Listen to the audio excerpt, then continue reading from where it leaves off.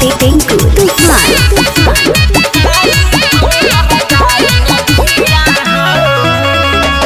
बड़ा मनवा करताई यारबू हम मिले के तोहरे गोदी में आज फूल खान खिले के।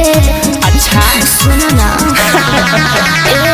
बड़ा मनवा करता यारबू हम मिले के तोहरे गोदी में आज फूल खान खिले के। बाबे के हो ना घर फरंडिया हो प्रॉब्लम है।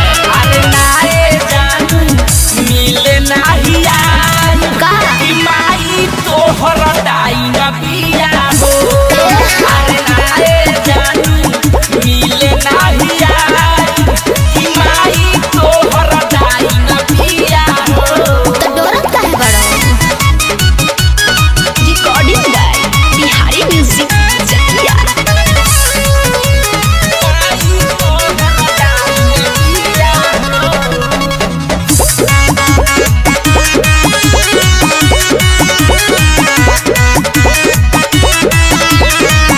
उल्टा सीधा बात के तो से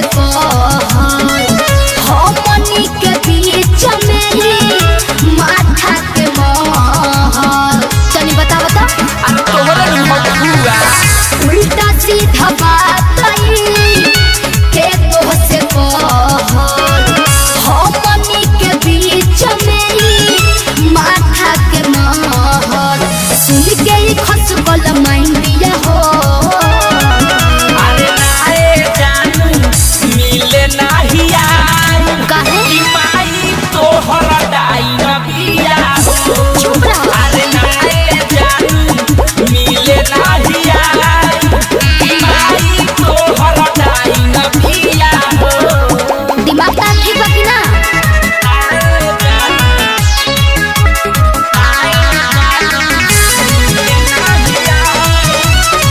म्यूजिक बाय टिंकू तूफान।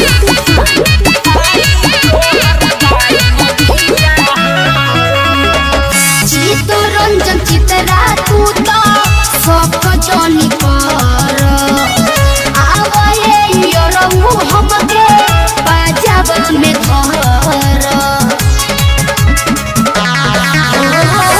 चित्तरंजन चित्रा तू तो सब जानी कर आवे यरऊ हमके पाजाबा में धर। नरेश राजा के लागे कराई दिया हो। अरे नाए जानू मिले नाही यार काहे माई तोहर दाई न पिया हो। अरे नाए जानू मिले नाही यार माई तोहर दाई न पिया हो।